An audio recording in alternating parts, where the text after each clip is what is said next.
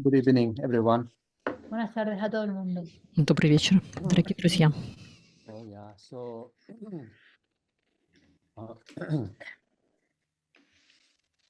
yeah, we refresh our refuge in Buddha Dhamma Sangha.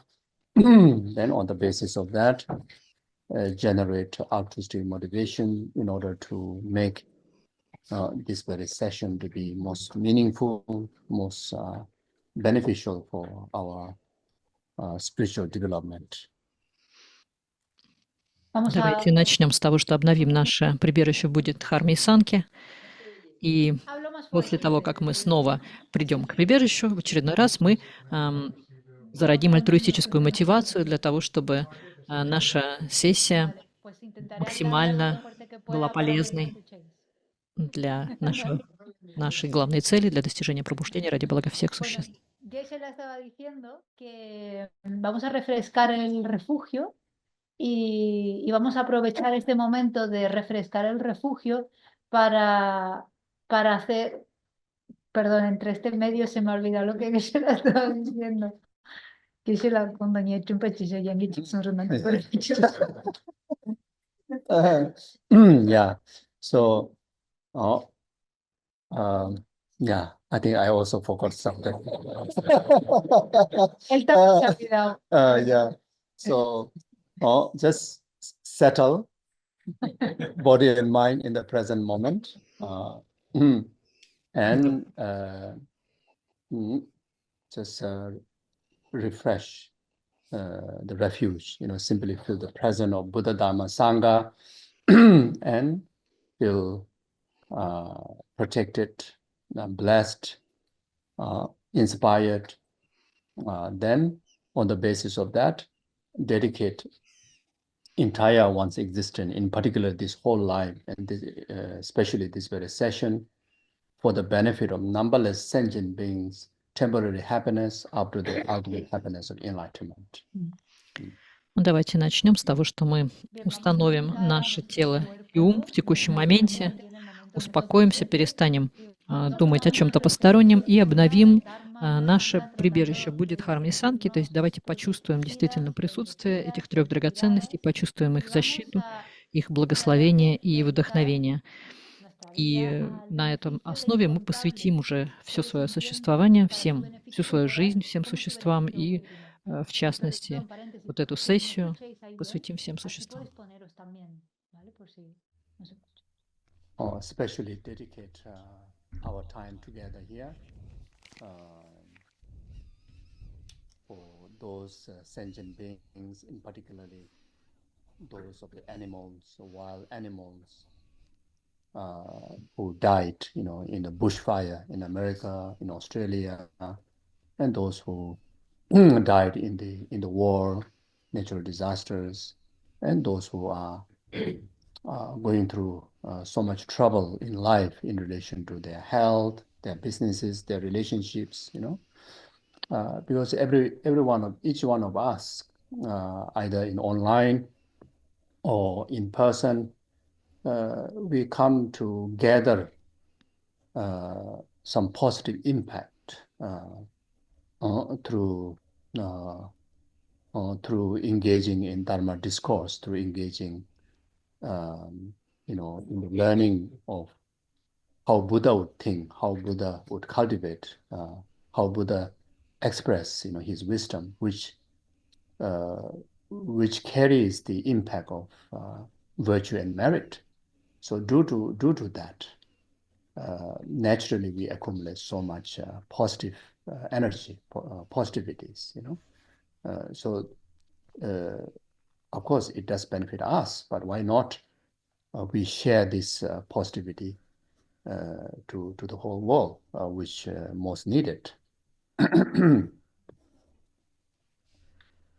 Y vamos a pensar. И вот это особенно время, то время, которое мы с вами проведем вместе, давайте посвятим всем существам и, в частности, давайте подумаем отдельно о тех животных, которые погибают и погибли из-за пожаров в Америке, в Австралии, которые страдают во время войн, природных катастроф, ну и также обо всех существах, обо всех людях, которые как-то стараются, у которых какие-то проблемы, может быть, со здоровьем или в отношениях, или в бизнесе. Так или иначе, все страдают. И вот каждый из вас, и онлайн, и те, кто присутствует в зале, мы все вместе, поскольку мы вместе, то мы можем оказать очень сильное влияние благодаря тому, что мы изучаем эту святую дхарму, мы изучаем мысли Будды, то, как бы он повел себя, да, то есть то, как он выражает свою мудрость, вот это все мы можем этим пользоваться, и благодаря этому, конечно, мы можем накапливать огромную добродетель, огромные заслуги, и это очень сильно увеличивает нашу собственную энергию, наши собственные силы, то есть это очень полезно для нашей жизни. Но помимо этого мы можем эту энергию использовать не только для себя, а мы можем ею поделиться со всем миром. Давайте это и сделаем.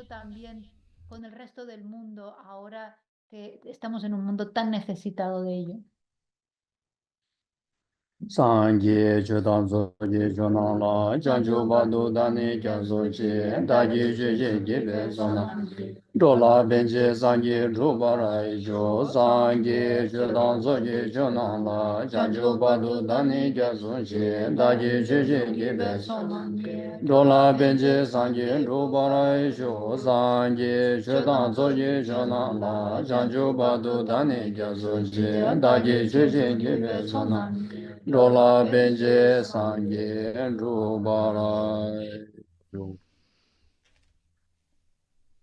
Sangye Duzene Zone Dawa Damje Bambejere Dambe June Duen Zebe Godam Dela Cha Se Lo Tongyi Nije Sundu Jube Lam Seje Seje Kanche Tende Gwen Chana Pema Tenzen Jazo Sowa Debu Lagyu Shinge Lo.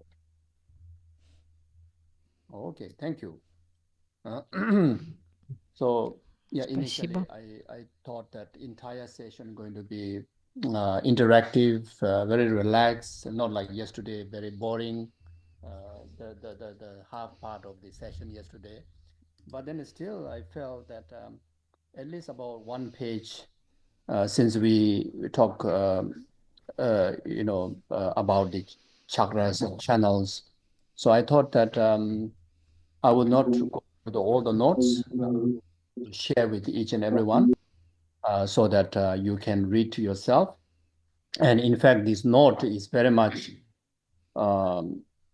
especially the note on the channels and chakras and the dissolution that occur during the death process is very much a meditational guide to exercise while we are alive, so that then when the actual the process occur to us, it would be much more easier for us to take them onto the path. So today I will still, read a few verses. Then after that, then some practical sharings in relation to dying and death. Я, конечно же, не хотел делать нашу сессию такой скучной, как она была вчера. Я хотел, чтобы мы с вами более интерактивно взаимодействовали. Но, к сожалению, вот эти все замечания, которые содержатся в тексте, они действительно очень важны. И поэтому их все-таки, раз уж мы начали этот текст изучать, его бы хорошо посмотреть, потому что все эти слова, они носят практический смысл и имеют практическое применение. То есть там, где мы говорим о каналах, о чакрах, о процессе растворения, это, по сути, руководство к медитации, которое мы можем использовать в течение своей жизни для того, чтобы, когда мы встретимся уже со смертью, мы были готовы. Поэтому я все-таки прочту еще некоторые фрагменты из этого текста, а потом поделюсь с вами практическими соображениями.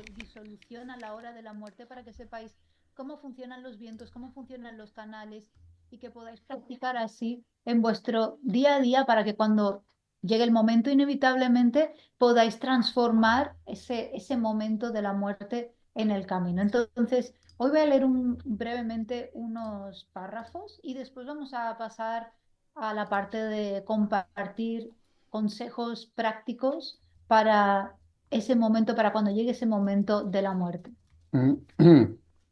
The main reason of the knowledge about different channels and chakras and the exercising in relation to channel, chakra, drops, winds, and consciousness is very much to utilize the subtlest, the mind, the clear light mind, onto the path.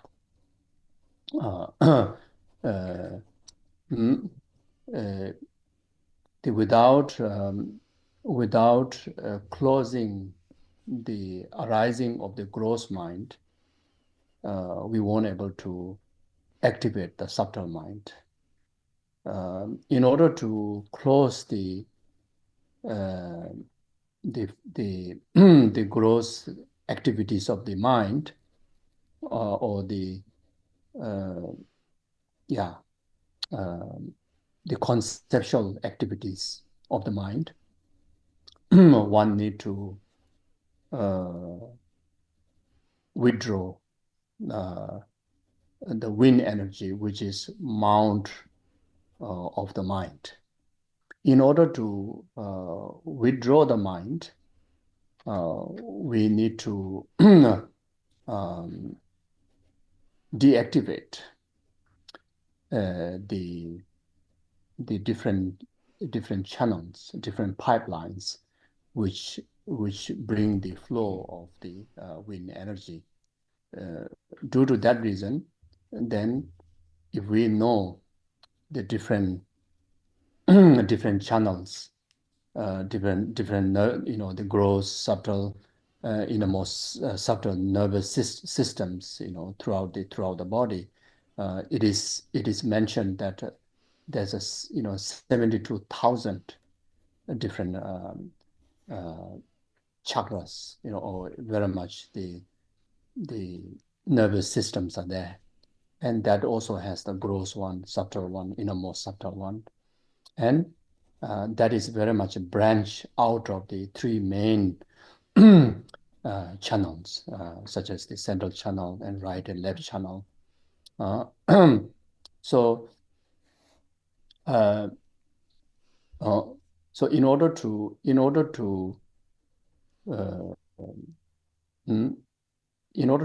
bring end to the gross conceptual activities,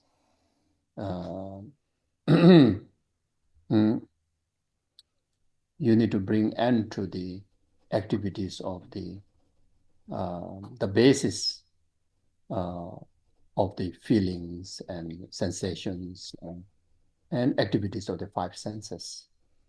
In order to bring about that, then you very much, even though during the actual occurrence of death, it naturally bring about dissolution of all these different channels and chakras, and eventually arising of the subtle consciousness because of eliminations of the conceptual mind. But here we want to practice while we are alive.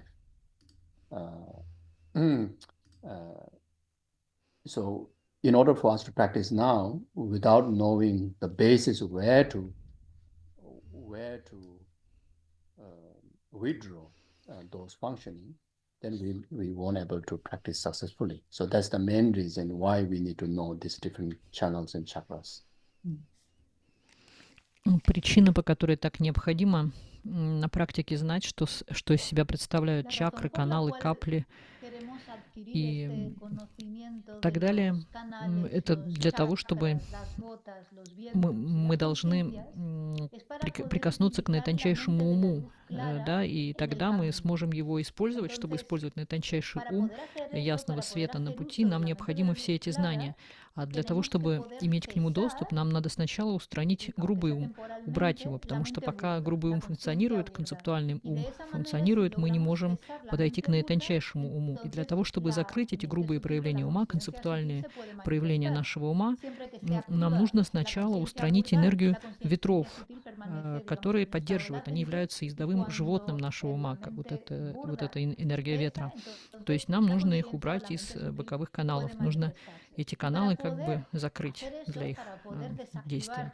И если мы знаем, каким образом устроены каналы, которые имеют грубый, тонкий и наитончайший уровень, это такие 3 уровня нервной системы, по сути, 72 тысячи чакр, говорится, что существует. То есть это сложная нервная система, которая функционирует на 3 уровнях, на грубом, на тонком и на тончайшем.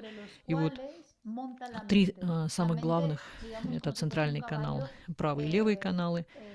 Вот нам необходимо действительно грубую деятельность тогда прекратить, а для того, чтобы ее прекратить, необходимо, чтобы основы, которые используются для этой грубой деятельности, тоже перестали функционировать. То есть мы говорим о чувствах, об ощущениях, об основах о 5 органах чувств. И тогда во время смерти это все растворение происходит естественным образом. То есть эти каналы и чакры, они и так будут растворяться. И уже на основе этого будет возникать тонкое сознание. Вот. И нам нужно просто, пока мы находимся в сознании, пока мы здоровы, репетировать этот процесс, знакомиться с ним. И действительно, вот это основная причина, по которой нам нужно так хорошо все это знать, и поэтому мы изучаем с вами.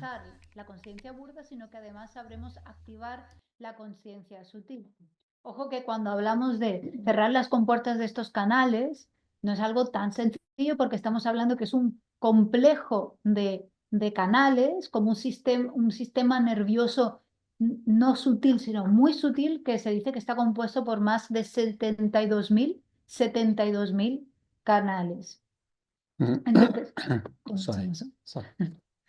Entonces, para ello, para poder hacer eso, tenemos que poder cesar, ponerle un fin a la actividad burda conceptual.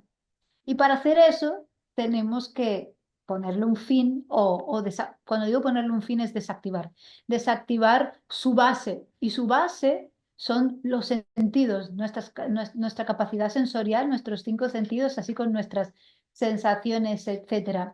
Y aunque si bien es cierto que eso ocurre de manera natural en el proceso de la muerte, cuando se están disolviendo todos los elementos y todos nuestros sentidos y actividad conceptual se disuelve de manera natural, queremos poder hacerlo ahora, antes de que llegue la muerte, para así poder prepararnos.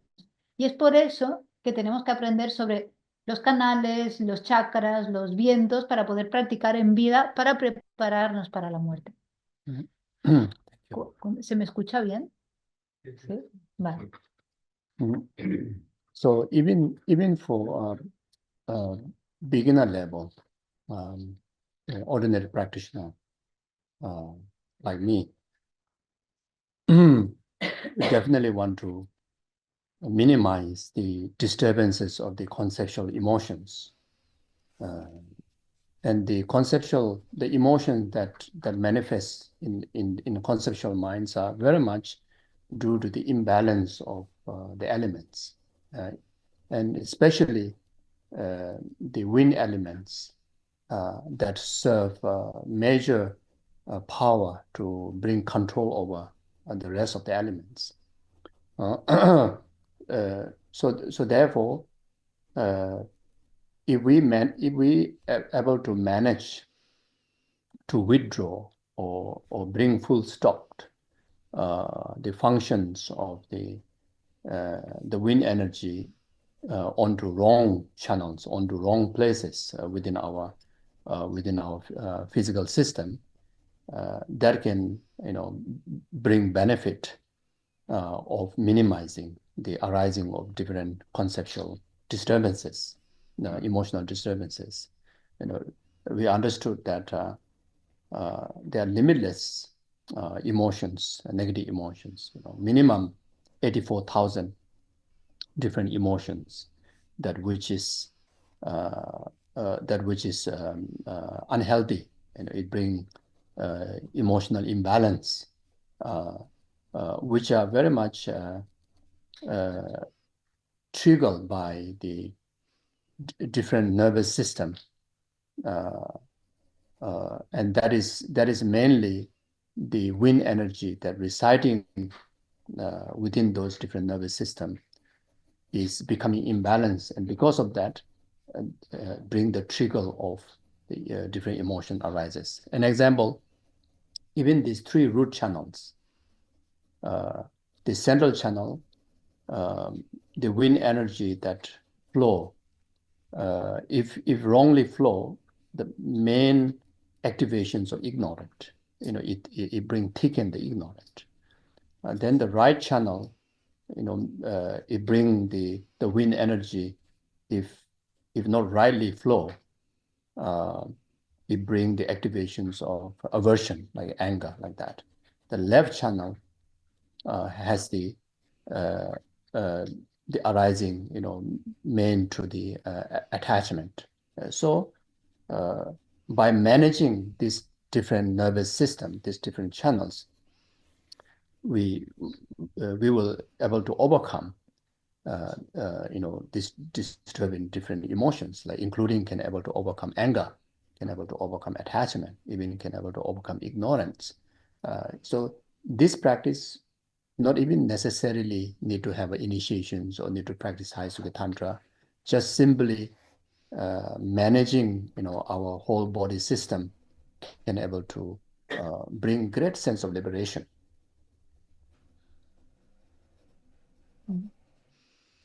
A un nivel Если вы такой же практик, как и я, начинающий, то, наверное, вас тоже тревожат омрачающие эмоции, концептуальные эмоции, которые в большой степени связаны с нашим концептуальным умом. И они вызваны дисбалансом элементов. И прежде всего речь идет об элементе ветра, который главенствует. Он может подчинять все остальные элементы, поэтому прежде всего важно контролировать наш элемент ветра. И если мы сумеем остановить неправильное функционирование наших элементов, если мы сможем устранить энергию ветра из неправильных каналов, из не тех мест нашего тела, где он должен функционировать, то мы сможем свести к минимуму наши омрачающие эмоции, эмоции нашего концептуального ума. А их существует безграничное множество. Их как минимум 84 тысячи неправильных вот этих эмоциональных состояний, нездоровых, которые вызваны дисбалансом энергии. И они запускают всю нашу нервную систему. То есть вся наша нервная система приходит в дисбаланс, и возникают вот эти эмоции. И я сейчас приведу пример. Вот на примере этих трех главных наших каналов, если в центральном канале энергия ветра течет не так, как нужно, то мы испытываем неведение. Мы полностью погружены в неведение. Если эта энергия неправильно функционирует в правом канале, нас охватывает отвращение, гнев. Если это происходит в левом канале, то нас охватывает чувство привязанности. И поэтому, если мы сумеем управлять этими тремя каналами, то мы сможем победить эти эмоциональные состояния, мы сможем справляться с гневом, справляться с привязанностью и с неведением. Поэтому для того, чтобы управлять вот этими тонкими энергиями, не нужно какое-то посвящение в высшую йога-тантру. То есть это такая базовая работа, и мы просто осваиваем свою тонкую нервную систему, с ней работаем, и на этой основе мы учимся контролировать свои чувства, эмоции и свое эмоциональное состояние. Perturbadora del deseo ansioso o del apego. Entonces, lo que tenemos que aprender es a gestionar mejor el fluir de estos aires internos a través de estos canales, y así podemos evitar que surjan incluso el enfado, el apego o la ignorancia. Y para ello no hace falta ningún tipo de iniciación tántrica. Simplemente tenemos que aprender a gestionar mejor nuestro complejo psicofísico y entonces poder experimentar una gran liberación. Especially if one enter into the tantric practice, especially high Sukha tantric practice, when you start to access to the practice of generation completion stage, where you're able to access to practice the body mandala, on each of the different the channels, all over our body, can able to place a guard, refuge, or manager, of different deities, to manage, different chakras, different channels, and that way manage the wind energy. That way, it brings the influence to the managing of the consciousness.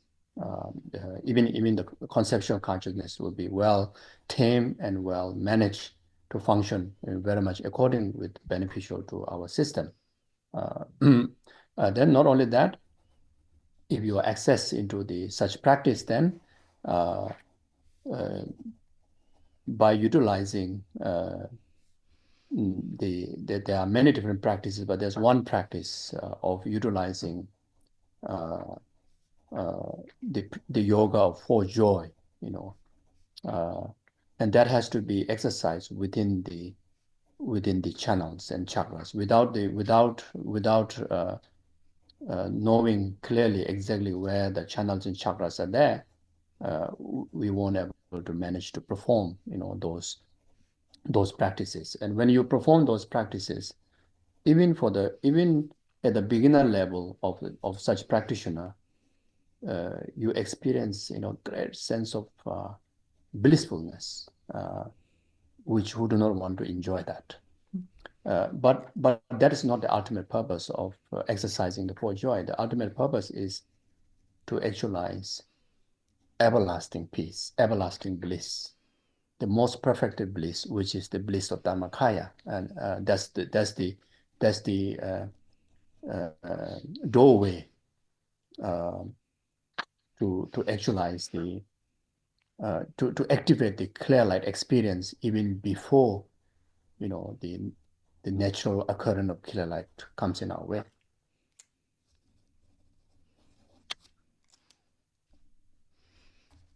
Pero incluso Ну, конечно, если мы практикуем тантру, и особенно если занимаемся практиками высшей йога-тантры, практикуем стадию зарождения и стадию завершения, когда, собственно, мы практикуем мандалу тела, то в каждый элемент нашего тела, в каждой части нашего тела находится какое-то божество. Мы как бы принимаем божество, и эти божества, пробужденные сущности, начинают помогать нам контролировать энергию ветров, а значит, и мы начинаем контролировать сознание, и даже концептуальное сознание. То есть наш ум становится более податливым и более таким укращенным, да, более кротким. Это полезно для нашей нервной системы. И дальше, если мы практикуем, существует множество разных практик, но в частности, вот есть одна такая практика, это йога 4 блаженств или 4 экстазов. Вот, и она практикуется в каналах и чакрах. Поэтому без знания, где находятся какие чакры и каналы, мы не способны будем ее правильно выполнять. Но даже начинающий практик, если он выполняет эту йогу, то он испытывает блаженство, большое счастье, большое удовольствие. Но, конечно, это счастье не является нашей конечной целью. Наша конечная цель — это достижение полной умиротворенности, полного блаженства Дharmakaya и приближение к ясному свету. Si la hacemos de manera efectiva, sabiendo dónde están nuestros chakras y nuestros canales, lo que se experimenta incluso a un nivel muy ordinario de principiante, se puede llegar a experimentar un estado muy gozoso. Y quien no quiere experimentar un estado gozoso. Y si bien eso no es el objetivo de la práctica en sí mismo, eso mismo puede ser de beneficio. Pero el objetivo real de estas prácticas es la de lograr una paz inmutable, una paz desde la cual ya no hay retorno, que es la paz del Dharmakaya. Y eso es la puerta de entrada a poder manifestar la mente de la luz clara mucho antes de que llegue la muerte. The potential is so great that without even needing to leave these contaminated aggregates, we are able to gain state of full enlightenment. Totally only because of to be able to exercise the channels and chakras and drops and the activations of the clear light. There's no other path. There's no other way in any teachings of the Buddha beside in High Tantra, provide this practice. El potencial es И tan потенциал этой практики настолько высок, что даже с нашими загрязненными совокупностями, то есть при этой жизни, да, мы способны достичь полного пробуждения. Именно с опорой на каналы, чакры и капли мы можем приблизиться к ясному свету. И в буддизме нет другого пути на самом деле, кроме тантры, то есть только через тантру, через эти практики мы можем достичь пробуждения в этой жизни. Y en las enseñanzas de Buda Shakyamuni no existe ningún otro método más que este para llegar a actualizar este potencial, que son las prácticas que se explican en el Mahanuttara Yoga Tantra. That is because of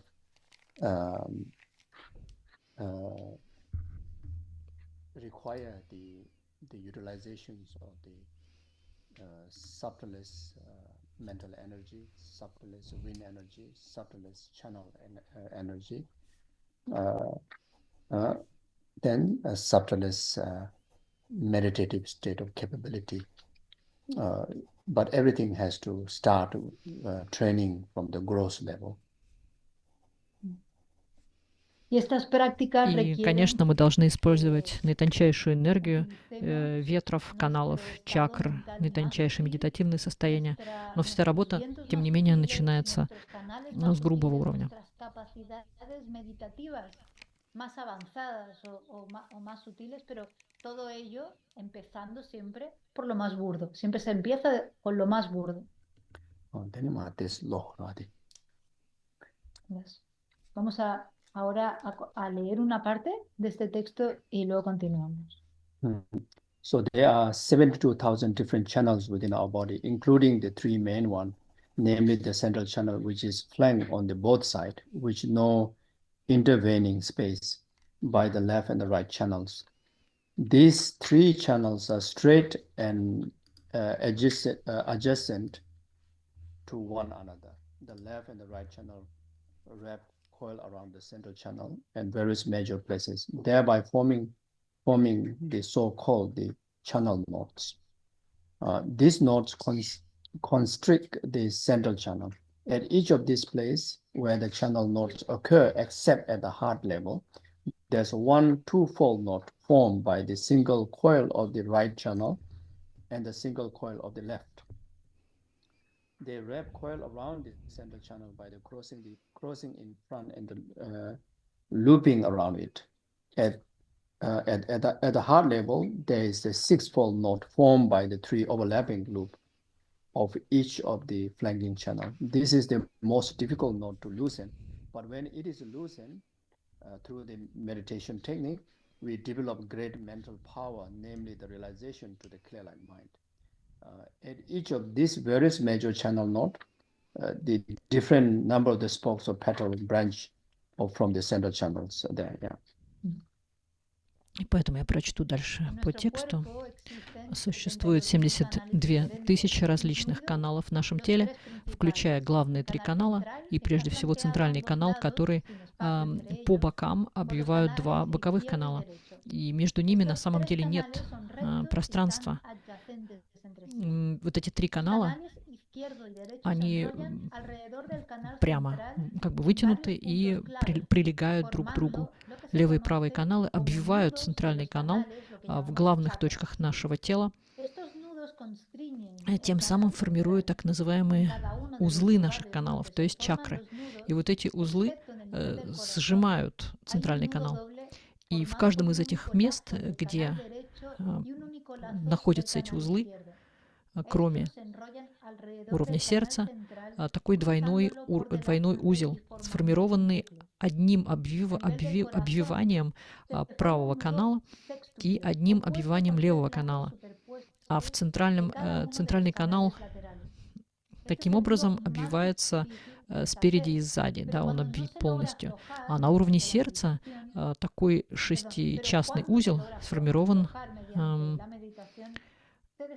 перекрещением всех этих боковых каналов. И таким образом этот узел, он самый сложный, его труднее всего ослабить.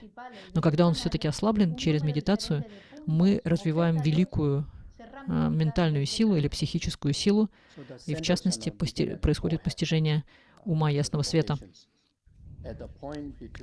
И в каждом там свое количество лепестков, которые отходят от центрального канала.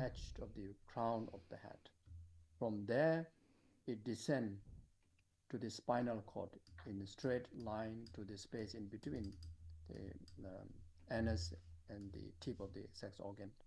The central channel is of the clear crystal-like nature, not in any way heavy or solid. It is very smooth and soft. we should visualize the central channel as being close to our back, a little bit in front of our spine. On that basis of the bodhicitta's aspiration and understanding of emptiness, by activating the wind and channel, one is able to bring about the melting of the drop at the crown, which can bring about the attainment of great bliss and emptiness. Ahora la posición de los canales. Центральный канал ца ума начинается в нашем межброви, в той точке, где брови наши сходятся. Дальше он такой аркой обходит по макушке нашей головы, и оттуда дальше ниже он опускается вдоль нашего позвоночника и затем проходит мимо, посреди, как бы пронзает наш анус и кончик сексуального органа. И центральный канал, он похож на такую кристальную, у него кристальная природа, хотя он при этом не тяжелый и не плотный. Просто ощущение такой прозрачности. Он просто очень гладкий, очень мягкий, и мы должны визуализировать центральный канал, что он ближе к нашей спине, но немножко впереди нашего позвоночника. И на этой основе мы наше вдохновенное бодхичитта и понимание пустоты, вот оно основано на всех этих каналах. So this has to be, but it is there. It is there. The actual subtle energy flow is happen, through these different channels and through these different areas. So we have to exercise this in visualization. Ну и в нашем теле существует грубая нервная система, которая легко засечь микроскопами или какими-то инструментами, но наитончайшая вот эта нервная система, она слишком тонкая, чтобы ее так засечь, но она действительно существует.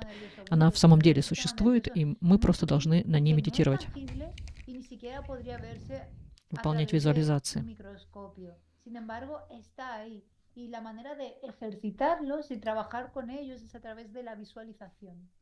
So even when we talk about melting of the drop, and there's no kind of tangible liquid is melting, even though the gross one is formed as the brain, etc. But when actually the dripping is actually the subtle one, and that carries still the potential to bring the bliss. И даже когда мы говорим о таянии капель, на самом деле там нет какой-то жидкости, которая бы таяла. То есть это просто образ. И при этом мы просто знаем, что это есть, да, и вот это как бы таяние или капание, оно является очень-очень тонким и обладает потенциалом величайшего блаженства.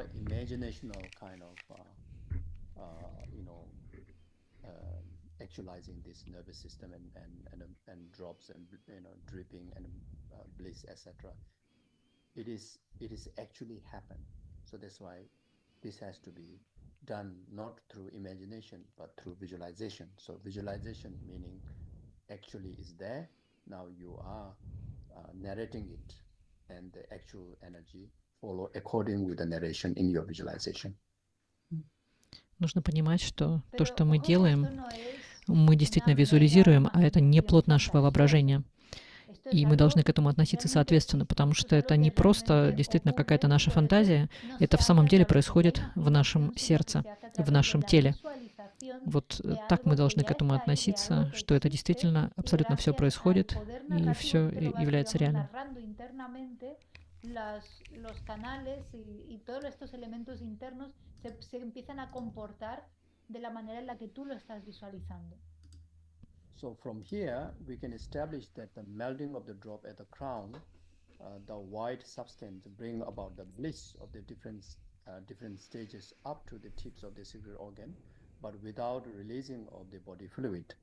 Great bliss is experienced at this point, and that energy is retained. The process is then reversed from the great bliss backward, as well as the transmitting of the bliss into the different channels, including the 72,000 different channels throughout the whole body. И поэтому здесь мы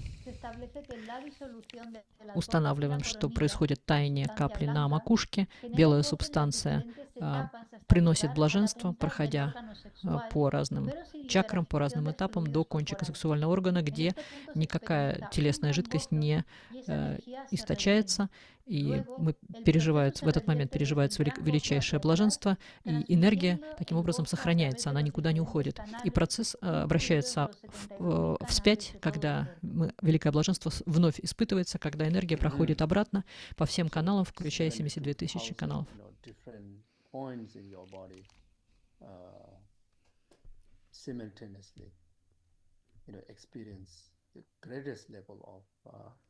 Pacification, greatest level of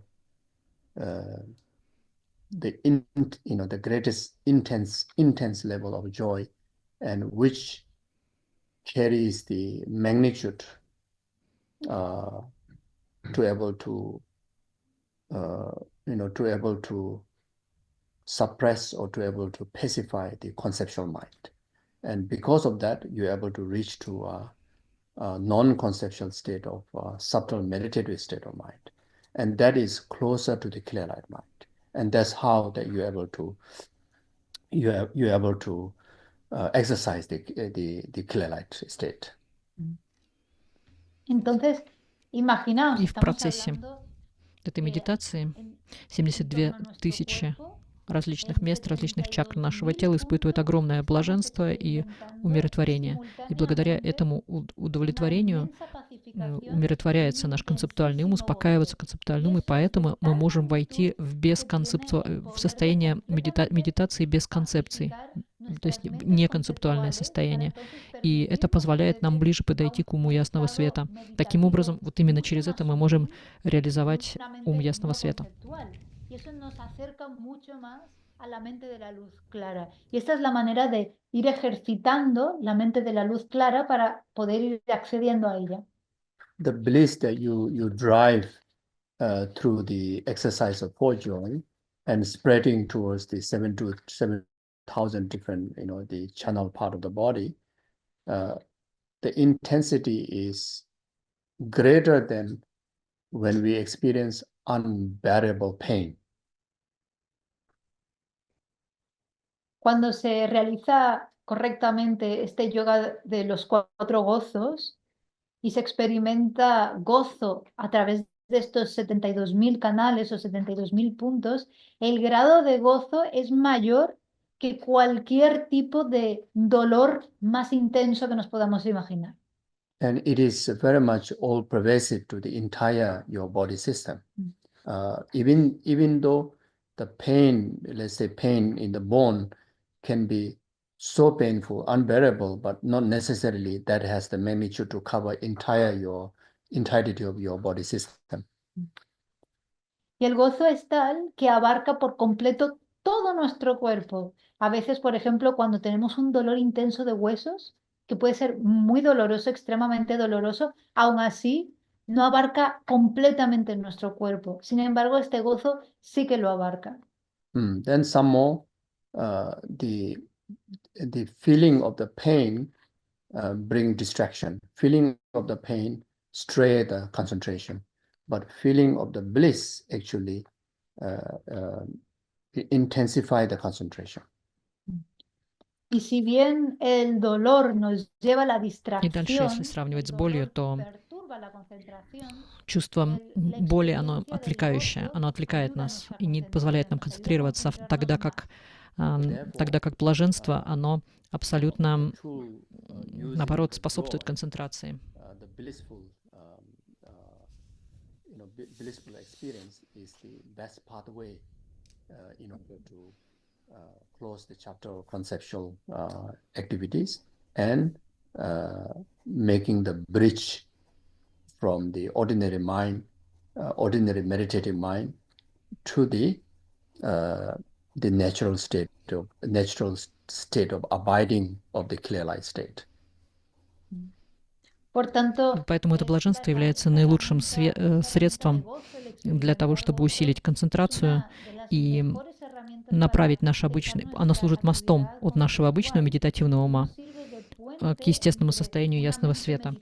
Так и то, что было потеряно, я сейчас перевожу немножко назад. То есть мы говорим о том, что блаженство этих 4 радостей, оно настолько интенсивно, что его можно сравнить с невыносимой болью.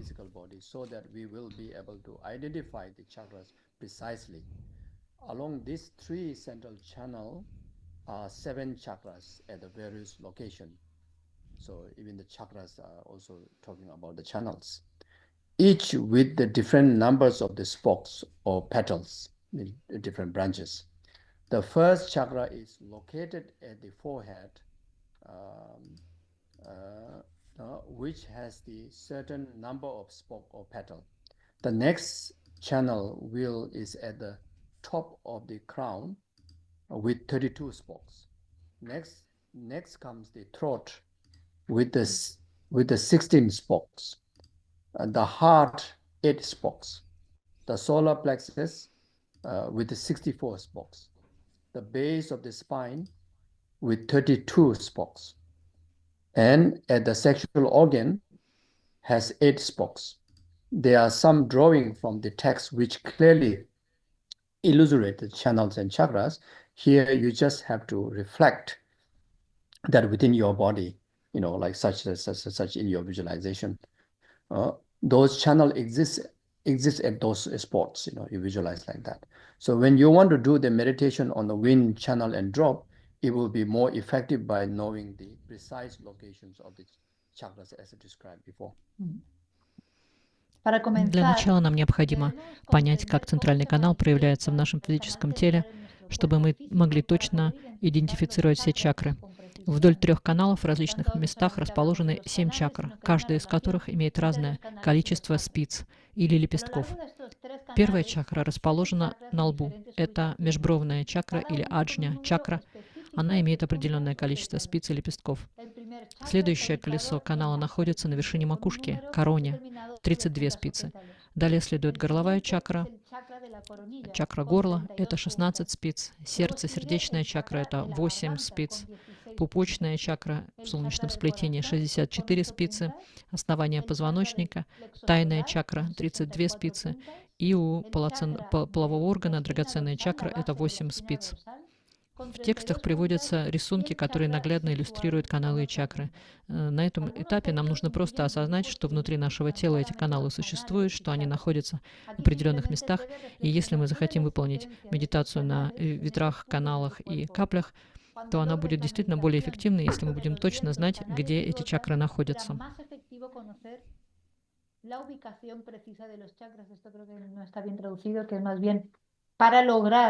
La meditación sobre los vientos, canales y gotas será más efectivo si conocemos la ubicación precisa de los chakras. So in some teachings, the left and the right channels are described as being wrapped, coiled around the central channel. The left and the right channels are adjacent at each other, and all 3 channels run straight up parallel to one another. The effect of the left and the right channel is to bring about the constrictions of the wind in the central channel. Therefore, one can picture the left and the right channel having the pressing effect on the central channel when you do the visualization. First of all, we understand that why there's center and left channel. It is very much about impacting the central channel, either positively or negatively. When the anger arises, attachment arises, it thickens the ignorant. When you use positively, by purifying or by emptying the negative, the wind, subtle wind energy, flow through the two right and left channel, it helps to purify the ignorant. It will bring the clarity to the root of our being, which is the clear light being.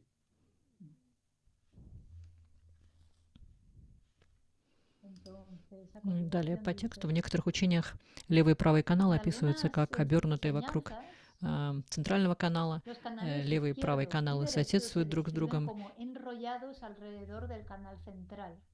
Los canales izquierdo y derecho están adyacentes entre sí, y los И tres все canales ascienden три канала rectos идут y прямо paralelos. вверх и параллельно друг другу. El efecto de los Эффект левого и правого canales каналов izquierdo y заключается в derecho сужении generan ветра в una центральном канале. constricción de los Таким vientos образом, en el можно canal представить, что central. левый и правый Por каналы lo оказывают tanto, se давящее puede воздействие на центральные visualizar que каналы. los canales izquierdo y derecho ejercen una presión sobre el canal central. O sea que esto lo ejercitamos durante la meditación Поэтому, al когда мы desarrollar esta очищаем presión. или Y опустошаем en realidad estos негативный dos canales ветер, que тонкий están ветер, adyacentes, который laterales o течет paralelo al через canal вот эти central, каналы, через ejercen правый и una gran левый, то это influencia помогает нам sobre избавиться el и canal очистить central y sobre от nuestro estado emocional. очистить неведение.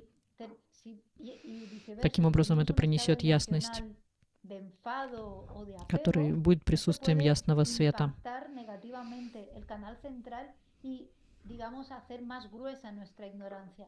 Por otro lado, si vamos vaciando nuestros canales laterales de esos vientos negativos, entonces podemos seguir deshaciendo cada vez más nuestra ignorancia y poder acceder más fácilmente a la mente de la luz clara.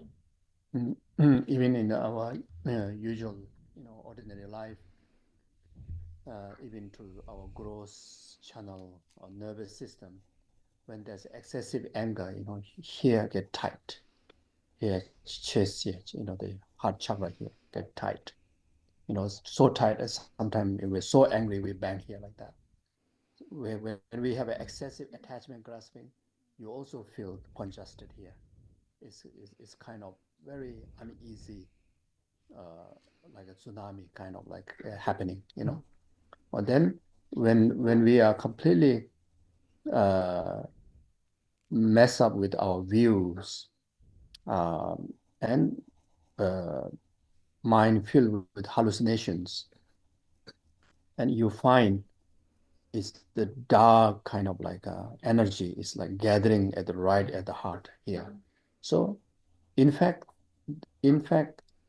the subtle channel, the central channel, and the two side and left and right channels are already, the main thing is happening there, and that subtle will bring the impact to the grosser, and the more gross even to the nervous system. Incluso Но даже в нашей обыденной жизни мы знакомы с тем, как, например, влияет на нас гнев. Когда возникает очень сильный гнев, в нашем сердце оно буквально сжимается. И даже мы от злости можем начинать бить себя в грудь. Такой жест. Или когда у нас сильная привязанность, это тоже буквально как будто в нашем сердце возникает какая-то энергия, сравнимая с цунами. И поэтому, если наше воззрение как-то спутано, оно неясно, наш ум галлюцинирует, то вот эта темная энергия буквально собирается в сердечном центре. Но все на самом деле происходит на наитончайшем уровне. То есть именно тонкие каналы влияют на нашу нервную систему, на грубый уровень, а затем уже на нашу физическую нервную систему.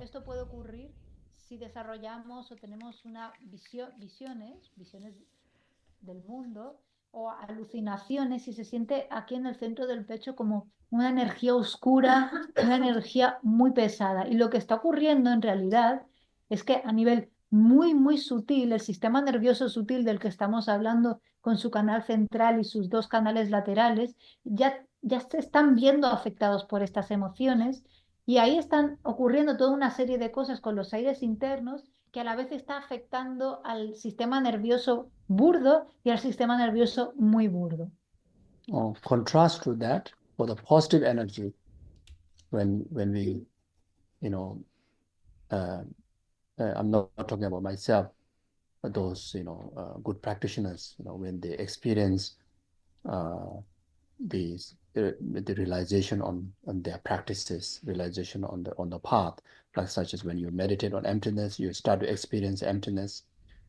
There's a sense of bliss occur, and the bliss is not doesn't occur here, doesn't occur in the sexual organ. It occurs at the heart.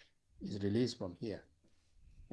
When you generate a wholehearted, sincere, genuine sense of love, compassion, bodhicitta, the sense of comfort, sense of blissful experiences. Again, that doesn't come from anywhere. It comes from here, because the the channels are activated, subtle winds are activated, subtle consciousness is activated, and the impact of that we can even feel to our gross mind. So therefore, even though those subtle energies, subtle channels and the chakras and the consciousness are invisible, but it is there. So therefore, when you visualize as the omniscient one, describe where it is and how we should, exercise it in our visualization, the actual impact really happens. Ну и поэтому, когда вот такая позитивная энергия, которая возникает у хороших практиков, здесь я не говорю о себе, но вот хорошие практики, которые постигают пустоту, имеют какие-то другие реализации. Вот то есть, когда хороший практик, он действительно медитирует на пустоте, и благодаря концептуальной медитации приходит на неконцептуальный уровень, он испытывает огромное блаженство. Где возникает это блаженство? Не здесь, не там, не в сексуальном органе, оно всегда возникает именно в сердце. Поэтому и точно так же, если мы искренне переживаем такое настоящее чувство, подлинное чувство любви, сострадания, бодхичитты, то это очень-очень блаженное переживание. И это происходит за счет того, что тонкие каналы, тонкие ветры и тонкое сознание определенным образом активируются.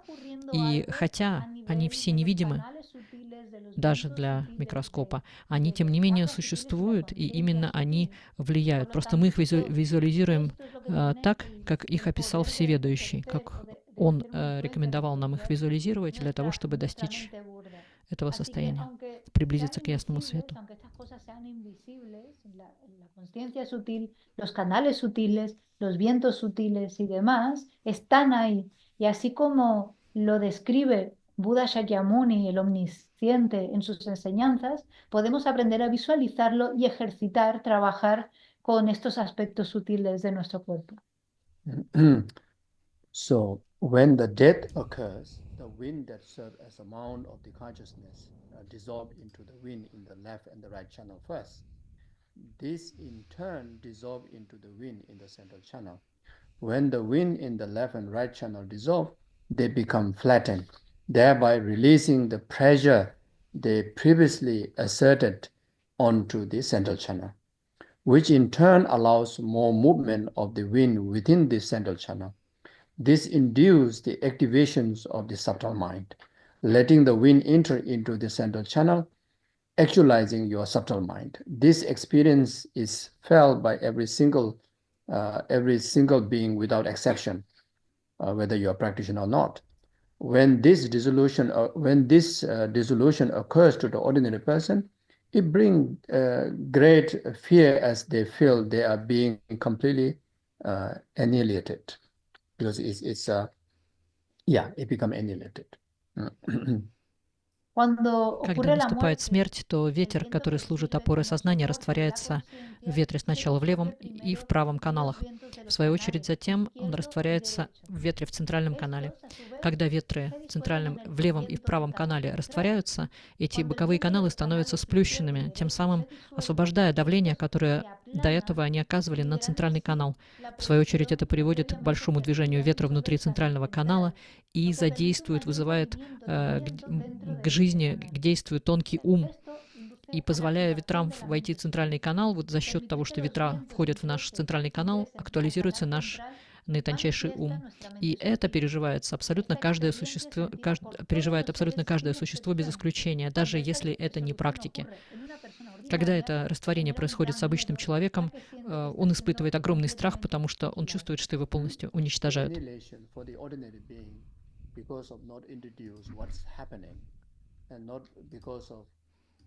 Not knowing what is to come ahead.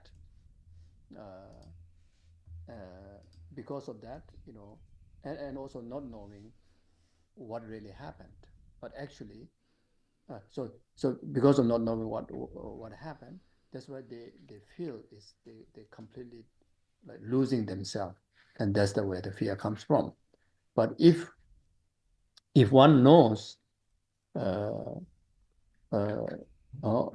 the narration of the practice and what lies ahead, which is in fact is experience of the the clear light. And why the inhalation experience is because of purification of the conceptual state, and which actually is a great achievement.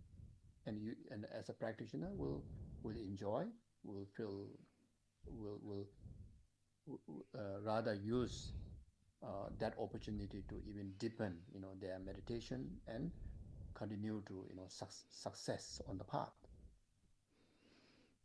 Чувство уничтожения, которое испытывает обычный человек, связано с тем, что он не знаком с тем, что происходит. Он просто не знает, что происходит с ним, и не знает, что ждет его в будущем.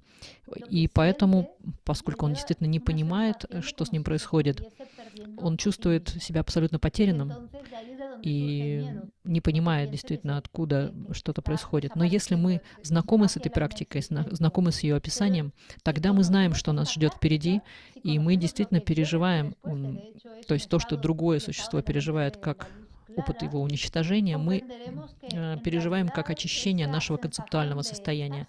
И для нас это действительно великое достижение, потому что тогда, как практик, мы можем полностью наслаждаться тем, что происходит, и даже использовать смерть как великую возможность для углубления своей медитации и продолжения успешного следования пути. Su meditación y poder ser más exitosa en el camino espiritual. Since this inhalation experience is natural to every being, whether you are practitioner or not, and if you are not practitioner, what we understood is very much you will be overpowered by the fear, and that fear will establish a completing negative karma with negative emotion, like such as fear, and that will lead to a negative intermediate state, and that will lead to a negative rebirth.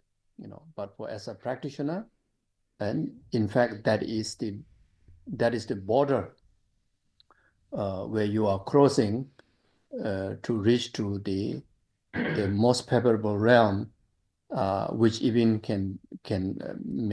you may arrive in the land of the ever blissful, which is the Dharmakaya land, the Buddha realm. Поэтому если мы не практики, если человек не является практиком, то велик риск того, что вот это уничтожение, чувство уничтожения, оно приведет его к страху. А страх запустит негативную карму. Ввергающая карма будет более негативной, и в конце концов, потому что этому будут сопутствовать негативные эмоции.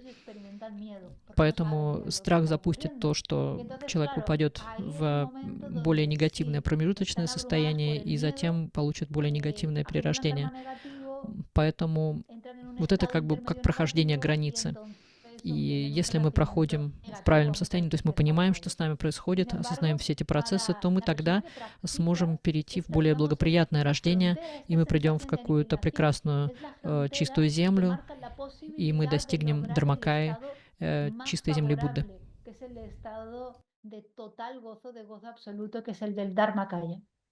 So therefore, it is crucial, for us to exercise when we can, when we are alive, and that will give a great habitual training to our deeper level of or meditative level of mind, which is more subtle level of mind, so that when the natural death occur, when this experience come naturally to us, we will understand what's happening, and we can able to take onto the path.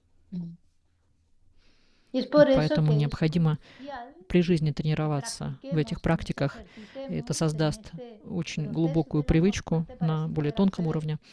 И тогда, когда наступит естественным образом, наступит смерть, мы будем понимать, что происходит, и мы будем абсолютно к этому готовы, и сможем принять эту смерть на путь. So, as a beginner, especially, those who not yet enter into the high tantric path, and you may not have all the complete tools to exercise this, but we can still without the tantric practice, by using the common path, like such as training in shamatha, single-pointed concentration, and training in vipassana or training in meditation on emptiness. When you experience, certain sense of shamatha, there also due to the reaching to more subtle level meditative state, then the conceptual, the mind will be also diminished. There's an occurrence of the conceptual mind very much, diminishing the function of the conceptual mind. And there also you may experience the annihilation, and you can translate again there. It's not because of you're losing yourself. You're not completely annihilating. Rather, it is just simply experience of the transition from gross to the subtle, more unfavorable to the favorable state. And similar, when we experience emptiness, just before actual realization of emptiness is very much regarded as a fear. And the fear is because of experience total losing of the grip of grasping, grip of grasping to this, to on the basis of, this substantial basis or any basis. So because of that, you sense of, experience completely losing of your existence, and that bring the fear. And there are many meditator who is not well educated about this. There's a danger of falling into nihilism. Either fall into nihilism or either fall into nihilism, so unable to reach to the middle way. But those who are already introduced this idea, and through setting motivation at the beginning before even you go into meditation, that if I arrive into this zone, then in fact I will take that onto the path, as a purification in order to reach to the cessation of actually experiencing the emptiness. Но если мы говорим о новичках, особенно о тех, кто не знаком с учением высшей йога-тантры, тогда у нас нет полного руководства для того, чтобы так медитировать. Но если это так, то все равно у нас остается общий путь, который мы можем практиковать. В рамках общего пути существует однонаправленная медитация, то есть шаматха, и випашьяна, то есть медитация на пустоте. И когда мы все-таки как-то сможем зародить настоящую шаматху, как-то прикоснуться к ней, то это и дает тоже доступ к наитончайшим состояниям сознания, когда концептуальный ум очень сильно уменьшен или ослаблен. И тогда мы можем действительно пережить это уничтожение или утрату «я». И, по сути, если мы не знаем о том, что происходит, нас может охватить страх. Но если мы понимаем, что происходит просто переход от более грубого к более тонкому, от менее благоприятного к более благоприятному, то мы будем находиться в более выгодном положении. И когда мы медитируем на пустоте, точно так же перед самым постижением пустоты у практиков обычно возникает страх. И этот страх тоже связан с потерей «я», которая, в свою очередь, связана с тем, что теряется цепляние, вот эта хватка, она цепляется, и мы фактически теряем свои опоры внутренние. И из-за этого возникает потеря нашего всего существования, возникает огромный страх. И в этот момент, если человек не знаком с описанием того, что происходит, он не понимает, что с ним происходит, то возникает очень сильная опасность возникновения нигилизма или этернализма, то есть человека будет куда-то мотать в ту или в другую сторону, но он не сможет остаться на срединном пути. Но если же мы знакомы с описанием вот этих процессов, то тогда то, что с нами происходит, вот эту утрату «я», утрату вот этого грубого уровня, мы сможем привнести на путь и использовать. Nada, absolutamente nada existe, o de caer en el esencialismo, de que las cosas tienen una esencia. Это своего рода вот этот процесс вот этого перехода, он как очищение перед тем, как мы испытаем пустоту. Una persona que está bien entrenada, que ha estudiado correctamente y que además desde el principio desarrolla la buena motivación de utilizar todo lo que ocurre en esa meditación, incluso si llega a entrar en ese estado interno, ese estado donde se siente aniquilación, donde se siente aniquilada, y se compromete a utilizarlo para transformarlo en el camino, puede usar todo lo que venga para la purificación y poder avanzar, la purificación de su camino y poder avanzar. Okay, so as for the yogic, especially HYT practitioner, he will use the experience of the activated subtle mind in the spiritual path. Instead of being fearful, the practitioner used the subtle mind to engage in the practice of purifying the three bases of death, intermediate state, and rebirth. Что касается йогинов, особенно тех, кто практикует высшую йога-тантру, то такой человек будет использовать опыт тонкого ума, который находится в активированном состоянии на духовном пути. Вместо того, чтобы испугаться, практик будет использовать наитончайший ум для практики очищения трех основ смерти, промежуточного состояния и перерождения. Трех основ, то есть смерти, промежуточного состояния и нового рождения. Most ordinary persons are completely overwhelmed by the fear at that time. However, for yogic, whenever the gross mind subsides, the subtle mind arises. They know that. The yogic knows that this is the time when the wind are moving within the central channel, and that because of that, there will be sensations of being annihilated. The yogi will then remember that one should not be fearful, but use this subtle mind actualizing the path by using the techniques of, the tantra. Большинство обычных людей в этот момент полностью охвачены страхом. Но для йогина всякий раз, когда грубый ум утихает, это значит, что возникает тонкий ум. И йогин знает, что это то время, когда ветры находятся в центральном канале, и там движутся. Именно это провоцирует ощущение того, что наступает уничтожение. И тогда йогин вспоминает, что бояться не нужно, а нужно использовать этот наитончайший ум, чтобы реализовать путь, используя техники высшей йога-тантры. The root substance, namely the white and red drop, which are received from our father and mother at the onset of the conception, reside within the central channel, upon which every act of our physical and mental activity, inclusive of our health condition, are derived. This white and red drop reside at the two different places within the central channel. The root essence from the father, which bring about the white drop, which has the ability of increasing the white drop in our body, reside at the crown chakra. And the red drop, the root essence from the mother, reside at the navel chakra, central navel chakra central, and has the ability to increase the red drop. The white drop, which has the ability to increase, is able to produce seminal fluid drop, and again a red drop produce the blood menstrual. The subtle and fused red-white drop, however, is called the indestructible drop, reside at the heart chakra.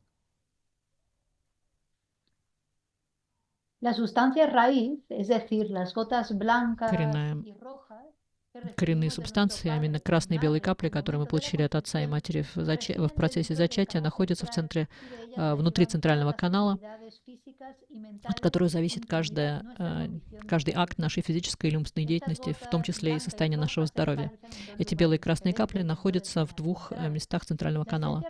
Коренная сущность отца, которая порождает белую каплю, обладающую способностью увеличивать количество белых капель в нашем теле, находится в макушке, в коронной чакре, а красная капля, коренная сущность матери, находится в центральной чакре пупка. Она обладает способностью увеличивать красные капли. Белая капля, которая обладает способностью увеличиваться, способна производить капли семенной жидкости, а красная капля производит кровь во время менструации. Тонкие и красные и белые капли называются нерушимыми каплями и находятся в сердечной чакре. Which contain the subtlest wind energy and subtlest consciousness, which mount onto that wind energy. Why called indestructible? It received the continuum of the previous consciousness, then close, and only open this indestructible subtlest form drop when the clear light experience, when the actual death occurs. Except through meditation, you can open and close. You can open, experience the clear light, and you again bring back and consecrate it and continue to stay live. Otherwise, only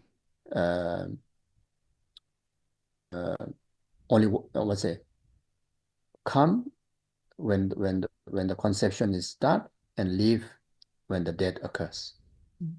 It's called indestructible. In between, there's no openings or no distractions. В любом теле содержится наитончайшая энергия ветра и наитончайшее ветер и наитончайшее сознание, то есть энергия ветра — это ездовое животное для сознания. Почему же эта капля называется нерушимой? Дело в том, что она получена в процессе зачатия, она хранит наше предыдущее сознание из предыдущей жизни. И она никогда, эта капля не открывается в процессе жизни. То есть она открывается в момент зачатия и затем в момент умирания. Единственный случай, когда она может еще открыться, это в процессе медитации. Мы тогда можем ее открывать, и тогда мы переживаем ясный свет.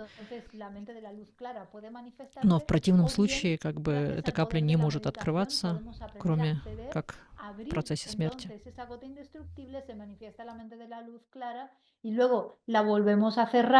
Volvemos al estado de conciencia burdo y podemos seguir viviendo.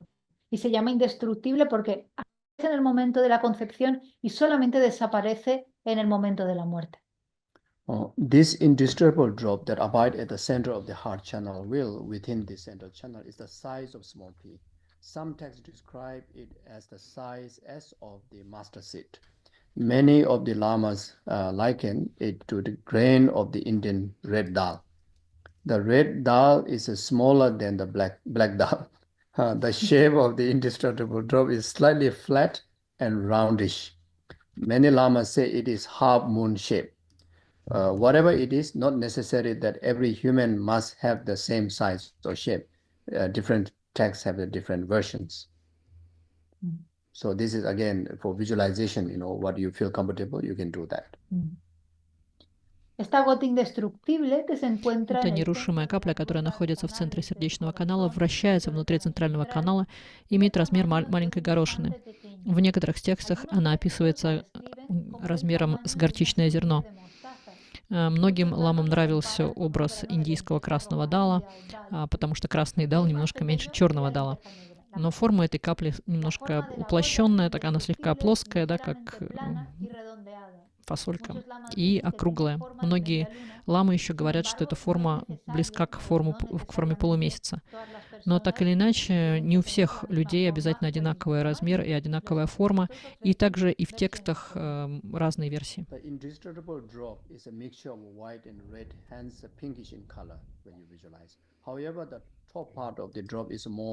Prominently white and the bottom half part more reddish. The reason why it is called the indestructible drop is because the moment when we were conceived in our mother's womb, these two subtle drops, the substance which come from the parents came together into union. When the cell of our mother and the father came together, they contain delicate, clear, essential drop of the energy and form kind of oyster, joined at and open at the top. The moment the consciousness enter there, the oyster close and the consciousness remain inside. It remain closed up to the moment of death. It open at the first entry of the life of the consciousness, and it again open at the departure of the mind during the death time. During the period in between, nothing can destroy it. It remain inside, indestructible drop. Нерушимая капля представляет собой смесь белого и красного, соответственно, она слегка такая красноватая. Тем не менее, верхняя часть капли, она тяготеет больше к белому цвету, а нижняя часть — к красному. Причина, по которой капля называется неразрушимой, заключается в том, что когда происходил процесс зачатия, мы находились в утробе матери. Эти две тонкие капли, белая и красная, субстанции, которые были даны нам нашими родителями, соединились вместе. Когда клетки матери и отца соединились, они содержали нежные, прозрачные капли энергии, сущностной энергии, и они образовали своего рода устрицу, которая соединена у основания и открывается вверх. В момент, когда входит в сознание, эта устрица закрывается, и сознание остается внутри нее. Устрица закрыта до момента смерти.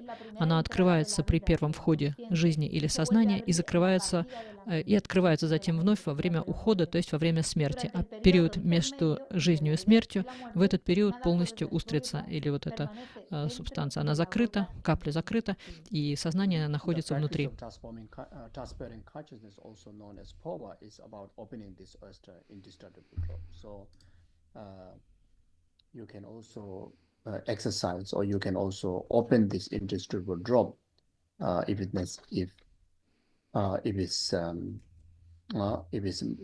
beneficial to transfer the consciousness even before the natural opening of the indestructible drop occur or natural death occur. Then you can also do that, and through the meditation on the three kayas, also able to open the indestructible drop and exercise the clear light practices. Практика переноса сознания, которая также известна как пхова, заключается тоже в открытии этой нерушимой капли или устрицы.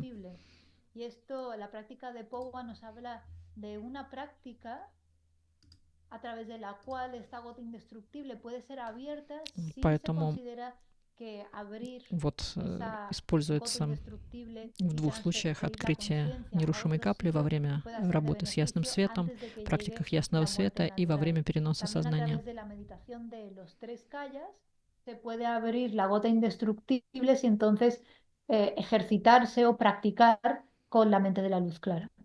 If you are doing power practice, if you are doing by yourself, you need to be confident to be able to restore back the consciousness into the indestructible drop to face the natural time of dying. Otherwise, if life ends, if the clear light is completely departed and unable to withdraw back into the indestructible drop, then one commit the karma of causing one's life. Поэтому, если вы выполняете практику пховы самостоятельно, вы должны быть очень уверенным практиком и точно знать, что вы сможете вернуть сознание обратно в эту устрицу, в эту нерушимую каплю, и таким образом восстановить свою жизнь и встретиться со смертью уже в естественный момент. В противном случае вы совершите карму добровольного пресечения собственной жизни.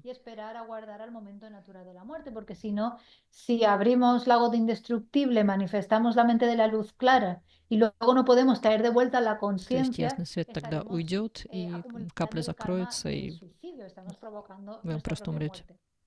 If someone else doing power to a dying person or to someone else, then the power practitioner need to be confident to know exactly the ripening of the natural karma towards the natural death. Otherwise, before the occurring of the natural death, if you happen to do a power and the clear light is activated and the person pass away, then that also commit the cause of killing. Точно так же, если практика выполняется для кого-то другого, для, возможно, умирающего человека, то практик тоже должен быть очень уверен, он должен точно понимать, что созрела карма умирания, и если он делает эту пхову, высвобождает ясный свет, но если он освободит его не вовремя, то есть у человека еще не наступила карма умирания, то получится, что он накопит карму убийства. Y la persona muere, fallece, entonces podemos acumular el karma de estar matando. So while we are alive, if you are using the clear light exercise practice, and if you are also practitioner of power, and if you are exercising the transparent consciousness, the best, the most favorable is always restore back. And after restoring back, always perform the long life practice, consecrations of the life with long life practice, like in relation to Amitayu, Namgyalma, or Vaitara, so that you don't condition to shorten the life. И точно так же, если вы практикуете пховы в тренировочном формате, тоже обязательно всегда после выполнения практики нужно восстанавливать каплю обратно. И после завершения практики нужно выполнять практики долголетия, то есть выполнять посвящение долгой жизни, либо на основе Амитаюса, либо на основе Налгьялмы или белой тары. So in the Vinaya Sutra, it is stated the mind that enters into the indisturbable drop is called the spirit mind. We can also refer it simply as a mind or consciousness. It is very subtle and it is a manner of the inner wind. This life-bearing wind, which is clear and capable of cognition, moves about like the wind. At the time of death, all the inner wind ultimately dissolve into the life-bearing wind, and right there, the experience of the clear light of death manifests. Okay. Then that is the sasha. Yes. That's my method and the sasha. Yeah, kadu Spanish lona. Oh, kadu losha. Do you? Yang kozu ya inji nyenge de yana. Ale da tawara. Yes. В Виная Сутре утверждается, что ум, который входит в нерушимую каплю, называется духом ума. Также можно называть его просто умом. Этот ум тонок и подобен внутреннему ветру. Это ветер, несущий жизнь, или поддерживающий жизнь ветер, вернее, он так называется. Он ясный, способен к познаванию, и движется он как ветер. В момент смерти все внутренние ветры в конечном итоге растворяются в этом поддерживающем жизнь ветре, и в этот момент проявляется переживание ясного света.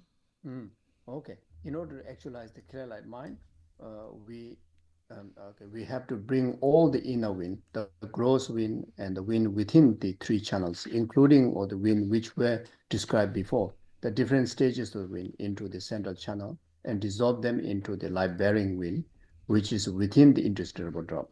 The movement, the moment the wind enter there, this bring about the clear light experience, and that's why they call the clear light of death. The consciousness of the volume of the grosses and the subtle depend on the rider of the horse. One's consciousness, whether the gross aspect or subtle aspect, function on the basis of the inner wind. That is why the consciousness mind is said to be the rider of the horse. Death begins with these sequential dissolutions of the four elements, earth, water, heat, and wind. The earth element refer to the solid part of the body, such as bone, teeth, and nail, etc. And the dissolution of the wind means that the wind is no longer capable to act as the mount of the consciousness. At that time of the death, loss of the ability of the inner wind as support of the consciousness, including radical changes that as the consciousness experience. What happened to the element of the body with regards to the inner wind is this. When the earth element solid aspect dissolve, the inner wind which support the element cease. The consciousness supporting the next element become increasingly manifest. The ceasing of the capability of one element followed by the greater manifestation of another element of called the dissolution. It does not mean that the earth element melt and become a water. It is a matter of experience one element as becoming the weaker and next element becoming more prominent. In another word, when the earth element diminish, the next element, water, is perceived more clearly. It is the same with regards to the dissolution of the other elements. The dissolution of the element bring with external sensation and internal sign are associated with the decline of the aggregates, effect of the different stages of the wisdom.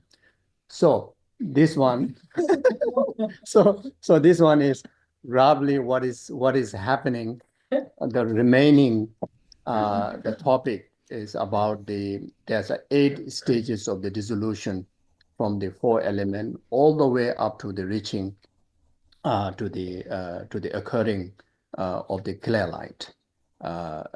So very much, this is what happening. So remaining, you can read. Okay.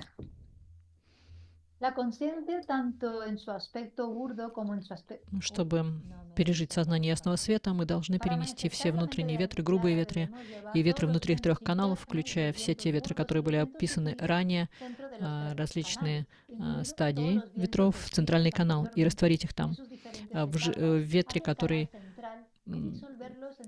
поддерживает жизнь и находится внутри нерушимой капли. В тот момент, когда ветер входит туда, это вызывает переживание ясного света. Поэтому есть такое выражение «ясный свет смерти». Затем, насколько грубое и насколько тонкое это будет, все зависит от всадника на ездовом животном. Сознание человека, будь то его грубый аспект или тонкий аспект, функционирует на основе внутреннего ветра. Вот почему сознание ум называется всадником на лошади или на внутреннем ветре.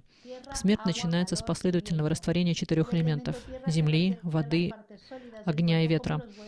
Этот элемент земли относится к твердым частям тела, таким как кости, зубы, ногти и тому подобное.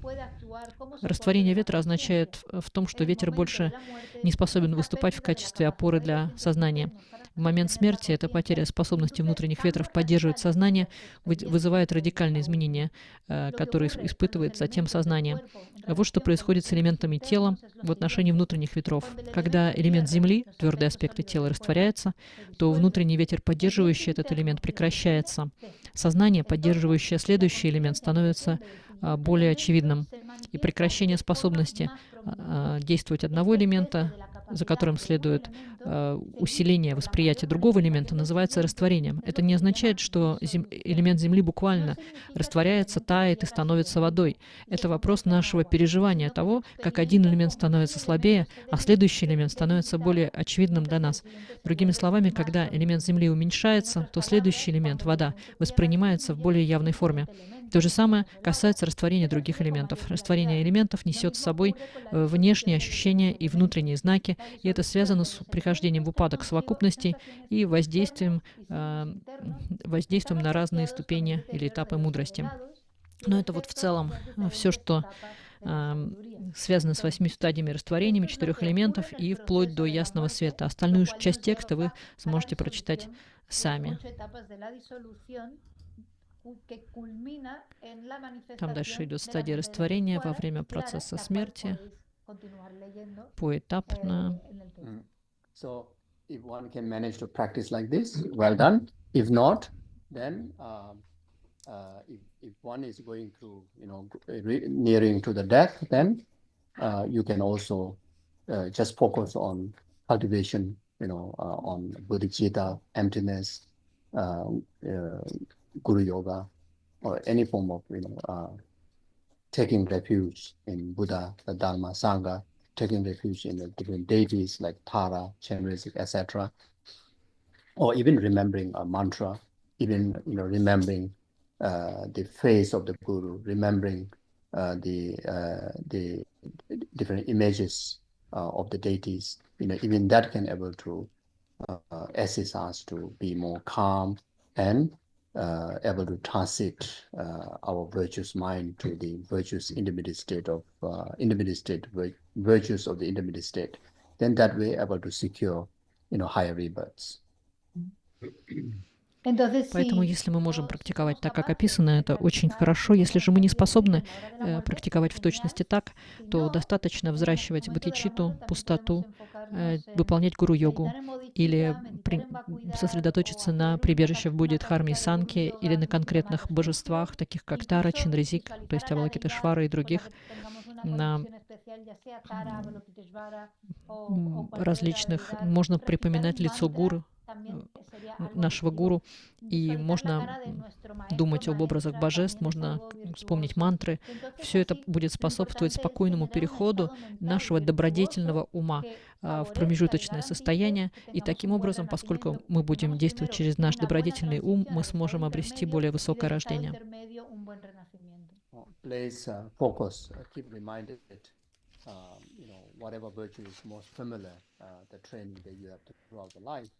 And accepting that death is arrived, and even though you may have possessions, anything that you gather in lifetime, and just try to let go because there's no help, and just simply place refuge in a virtuous mind, if you're able to do that, then that virtuous imprint or the virtuous mind can able to act as a switch to lead the light of the entire virtuous imprint that one accumulated from beginningless lifetime.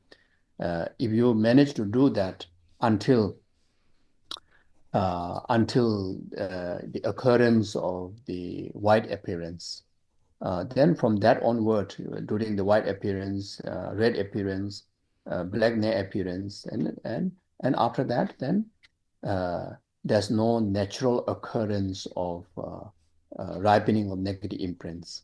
Very much either would be neutral or either positive imprints will be ripened. But in order the positive imprints of the past to ripen, we need a trigger point. We need a switch, and that is before we lose our consciousness. We try to stay focused on any virtues. Нам нужно держать в уме те добродетели, которые мы больше всего практиковали в течение жизни, к которым существует максимальная привычка, и принять факт смерти, то есть не цепляться за то, что у нас есть, за близких, за какое-то наше имущество, потому что это нам не поможет, а просто принять уже смерть как данность, и тогда мы сможем опираться на наш добродетельный ум и таким образом задействовать добродетельный отпечаток, который послужит своего рода переключателем, который позволит нам подключиться к всему тому добродетельному, что мы накопили во всех предыдущих бесчисленных жизнях. И если мы действительно сможем это сделать, то до белого проявления красного увеличения черного предостижения нет никакой причины для возникновения чего-либо негативного. Будут переживания либо нейтральные, либо позитивные, но чтобы они были позитивными, чтобы они могли созреть, нам необходим вот этот переключатель. И пока мы не потеряем сознание, нам нужно максимально сосредоточиться на добродетелях. Y la apariencia negra cercana al logro, entonces digamos que le estamos cerrando la puerta a la posibilidad de que una huella mental negativa pueda surgir en ese momento y nuestro estado de conciencia después de ahí o bien entrará en un estado neutro o permanecerá en un estado positivo. Pero para que pueda permanecer en un estado positivo, para que huellas positivas, virtuosas se activen, hace falta un interruptor. Y ese interruptor son estos estados mentales virtuosos. Entonces, esto es lo más importante. Then the family members, try as much as possible to create as much virtues as possible in the name of the deceased person. That can also bring great impact until in the intermediate state that one already defined your next rebirth, it still has opportunity to change our completing karma to ripen into the next rebirth. So they can be, even after pass away, unless very heavy negative karma, then immediately right after reach to the intermediate state, ripen your future lives completing karma and reborn also very fast, without spending even a few moments. And if you have a very strong meritorious karma, then again intermediate state can be so short, immediately ripen your future lives intermediate state and reborn in high rebirths. Otherwise, most of the common beings, may last for 49 days. The longest period in intermediate state, 49 days, or even 7 days. So there are many days possible within the 49 day that is still not ripen of your future lives, future reincarnations, intermediate state. Until then, with the conditional meritorious causes, can able to change the ripening of the rebirth. Члены семьи, близкие люди того, кто только что умер, могут совершать добродетели от лица этого умершего, для того, чтобы повлиять на его будущее перерождение. Потому что до завершения промежуточного состояния, в котором определяется будущая жизнь, еще можно повлиять на следующее рождение, на следующую жизнь. То есть сама ввергающая карма, ее можно еще изменить, пока она не до конца сформировалась. Ну, за исключением тех случаев, когда у человека очень тяжелая негативная карма. В этом случае перерождение наступает буквально в течение следующих мгновений. Или тех случаев, когда у человека очень сильная добродетельная карма, тогда точно так же он не скитается в промежуточном состоянии, перерождается сразу же в высших мирах. Но для большинства обычных существ нормальным является срок пребывания в промежуточном состоянии от 7 до 49 дней, когда он, вот еще будущая жизнь его не созрела, и в это время можно использовать для того, чтобы изменить то, где переродится этот человек. Que durante esos 49 días no se ha decidido todavía cómo va a renacer esa persona, cómo y dónde va a renacer esa persona, y eso quiere decir que puesto que su karma no ha madurado, todavía estamos a tiempo de ayudar a esa persona haciendo acumulación de méritos y dedicándolo por esa persona. Especially the families can perform whatever practice that individual practice, the deities practices. Especially if practice of tantra, then like self-initiations of that his or her meditation on deities would be most effective. Then otherwise, generally, like medicine Buddha practice, medicine Buddha puja, practice of the 8 great prayers, practice of Amitabha Pure Land prayers. Then especially the simplest but most powerful and complete is generosity practice, like accumulating hundreds and thousands and millions of Om Mani Padme Hum. Usually when someone passes away, I would always suggest them, the family members, to dedicate, at least 1 million Om Mani Padme Hum in the name of the deceased person, which any family can do, easily can do, anywhere you can do. And it's most powerful because Om Mani Padme Hum serve as an antidote to the 6 realms of existence. Each of the syllable act as an antidote. So in case the person have the karma to be born in 3 Lord realms, or even may able to protect being born in the 6 realms and able to cause to be born in the Pure Land or even higher than that. И поэтому, особенно если человек был практиком, очень хорошо после его ухода практиковать тех же божеств, которых практиковал он, то есть его главных божеств, его, может быть, и дамов, выполнять самопорождение, медитировать на это божество. Но, говоря в общем, хорошо выполнять практику или пуджу Будда-медицины, 8 великих молитв, практику чистой земли Будда Амитабхи.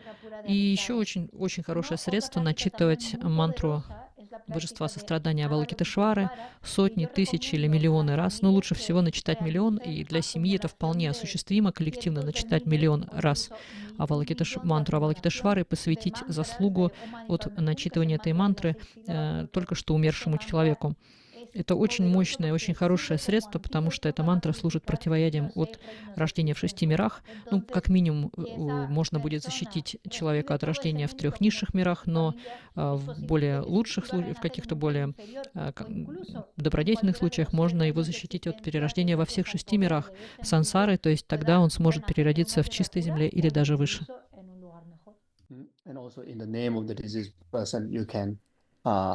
You can build holy object like stupas, statues.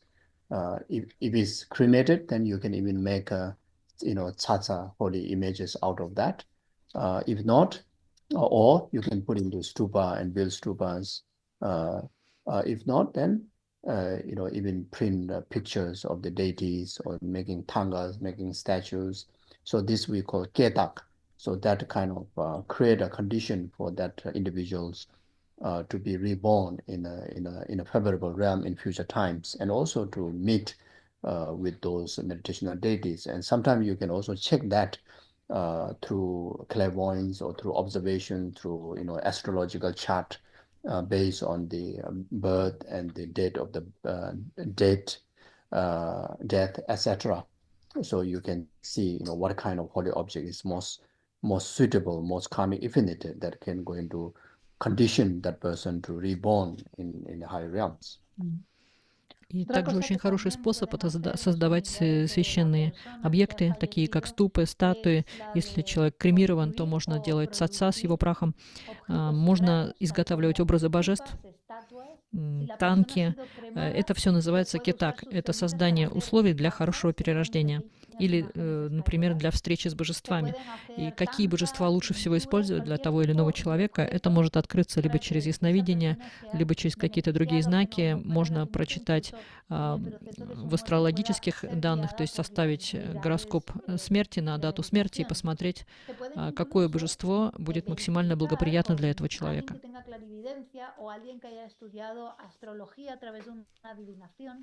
Según su fecha de muerte, qué tipo de objeto sagrado sería el más beneficioso para esa persona.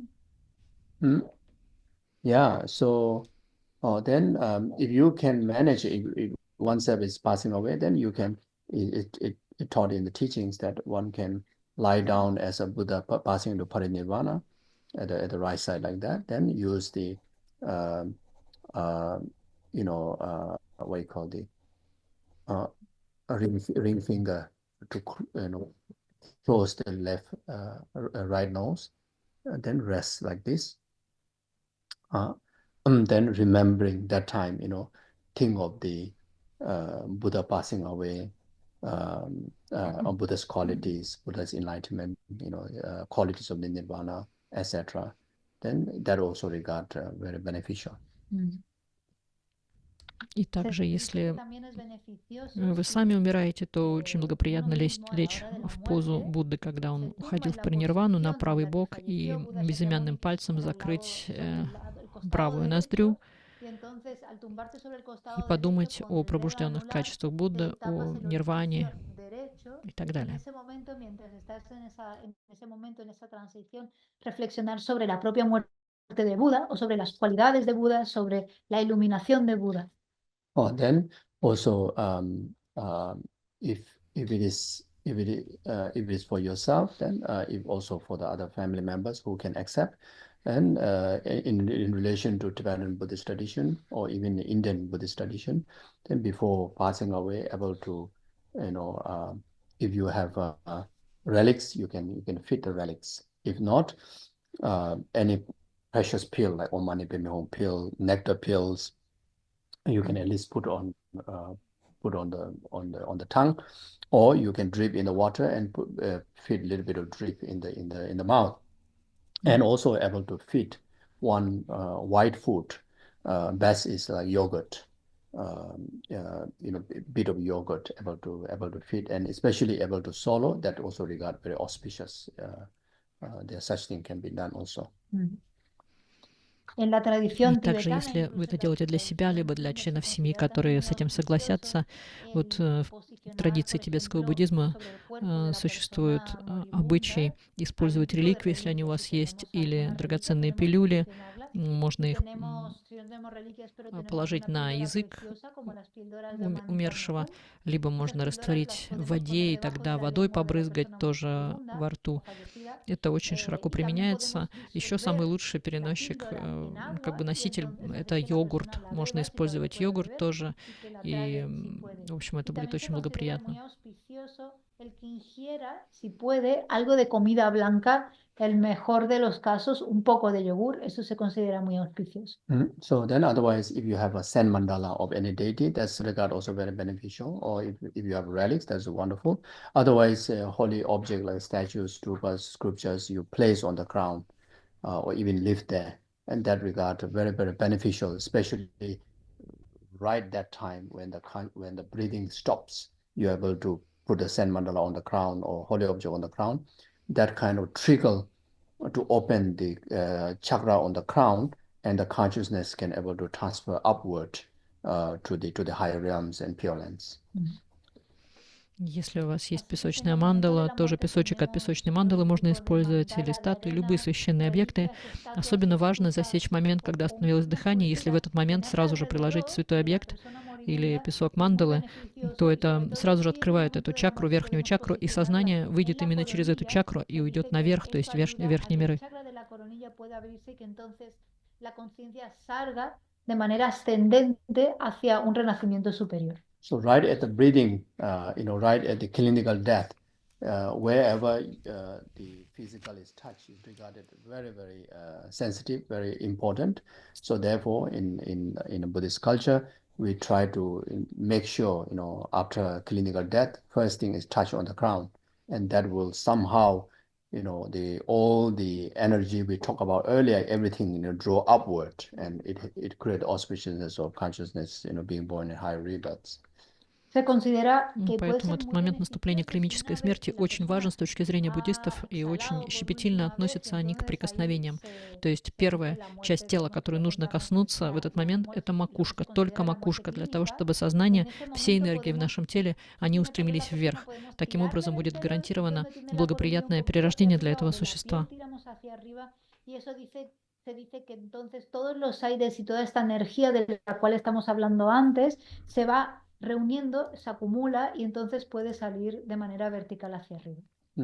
Don't know in the West, whether alone or not, we do the washing of the body after passing away, and best is you use saffron water, and that mixed with the 6 medicinal herbs, so 5 precious gems, and other medicinal herbs, put together and wash the body, regard great impact of purifications.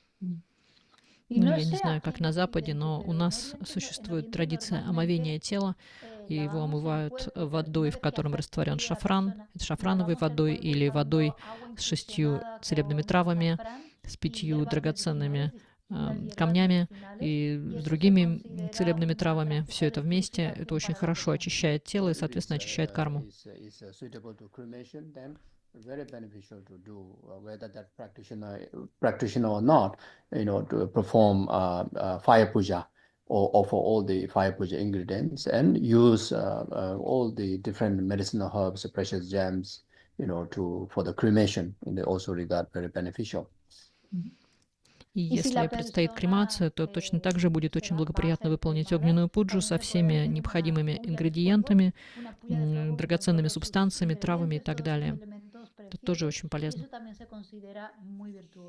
Then also the body is so beneficial to cover with a powerful mantra like the deity Namjalma mantra. So nowadays in the APMD Lama Suvarambuchi create this Namjalma mantra cloth that can cover, not only the human dies, but even animal, dogs dies, you can wrap with that mantra, you can bury it together, you can cremate together. И очень хорошо положить на тело текст мантры, мантры Намгьялма. И вот сейчас в центрах ФПМТ Лама Сопа Ринпоче заказал такие накидки с изображением мантры Намгьялма. И не только людей, можно и тело животного, домашнего животного тоже обернуть этой мантрой и уже кремировать вместе или хранить вместе с этой мантрой. As a family member, someone is dying, then if that family member's faith is different than the Buddhist, then not to impose Buddhist faith, rather whatever faith that person has, do everything ritual according with that. But after breathing stop, then it doesn't affect. Then whatever ritual, whichever tradition you do, it still benefits. Ну и если члены вашей семьи не разделяют вашу веру, они не являются буддистами, то мы не должны навязывать им свои какие-то ритуалы. Пусть они выполняют, следуют тем ритуалам, которые они считают правильными. Но после того, как дыхание остановилось, уже неважно, какой там ритуал, какая традиция, то есть вы все равно можете выполнять то, что принесет пользу. That's one thing. Now, after pass away, before bring to cremation or buried in Tibetan Buddhist tradition, the body best is like you create a table, then there's flour that mixed with 3 white, 3 sweets, then also 1 container you put this datar, then there's 1 container filled with the salt and 1 container filled with the butter. So then the body you bring 3 rounds before you take it out. So whether that can work in the West or not. But in America, one old senior member passed away, and I was there and I tried to do that. Didn't manage to put everything, but at least did 3 rounds. So the main purpose is to, when someone dies, so much of the energy of the family will drain. So in order not to waste that, in order to collect back or keep all the good energy, and that's one of the ritual we do. И есть еще такая практика, которую мы выполняем. Это на столе располагается мука, смешанная с 3 белыми и 3 сладкими, так называемый татар, затем соль и масло, и тело обносится 3. Даже вот тут было в Америке, что все субстанции не удалось собрать, и все равно мы сделали 3 раза это обнесение вокруг стола. Этот ритуал призван сохранить благую энергию внутри семьи, потому что когда человек уходит, он уносит часть энергии. И вот для того, чтобы эта энергия не потратилась впустую, чтобы она осталась в семье, выполняется ритуал обнесения вокруг стола с этими субстанциями.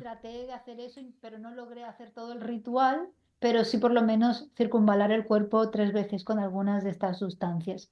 Y esto, normalmente este tipo de ritual se realiza porque las familias suelen sentirse muy emocionalmente drenadas, energéticamente drenadas tras el fallecimiento de un familiar. Entonces es como para que esta energía de los familiares no se disperse más, sino para mantenerla adentro, reunir esa energía y mantenerla adentro. So I already took so much of your time, so sorry for that. And in short, if yourself, simplest way and most effective way, die with bodhicitta, live with bodhicitta, eat with bodhicitta, sleep with bodhicitta, everything with bodhicitta, I think that take care of everything. Ну, если я, конечно, уже задержалась очень сильно, но вкратце, если речь идет о вас самих, самый лучший эффективный способ умирать с бодхичиттой. И жить надо с бодхичиттой, и кушать с бодхичиттой, и спать с бодхичиттой, все делать с бодхичиттой, и тогда все будет отлично. Спасибо. У меня не осталось времени на вопросы и ответы. Что же делать?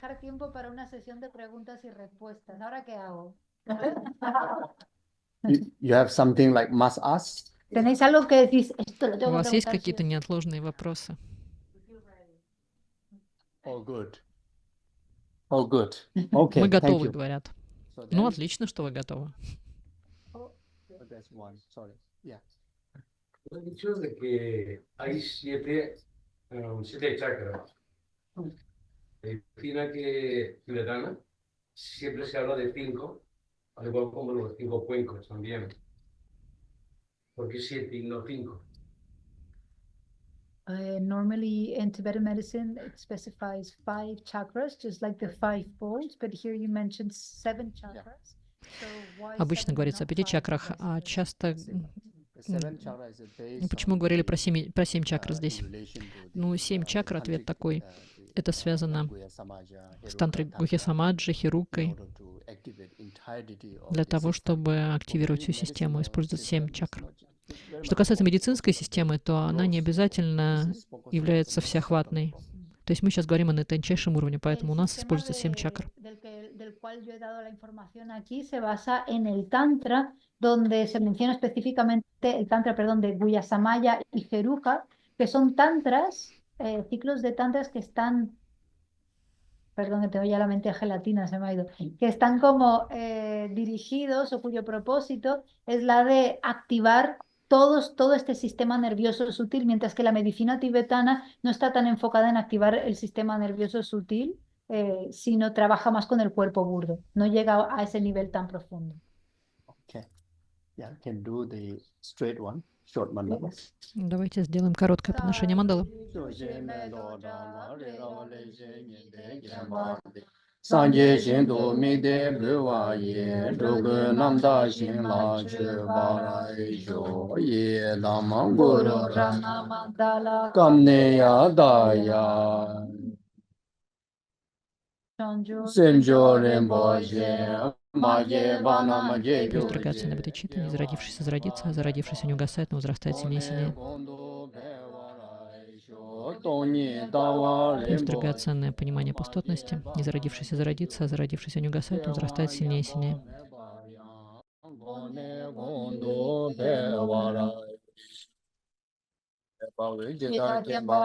Kundu Zambo Deya Deshin Deda Kunye Jeso Daloji Jawa Deda Tamje Rabdu Desun Shebe Jawa Tamje De Bade Dagi Jeve Zawa De Sambo Sheje Rabdu Ngowarai Ji Kari Ravi Gowe Shinkam De Peta Dewa Mari Источник блага и счастья, искра заснеженных гор, Авалокитешвара, сострадательное зрящее, владыка Тензин Сопа, пусть нерушимо пребудет в мире, пока пребывает жизнь. Спасибо. Muchas gracias.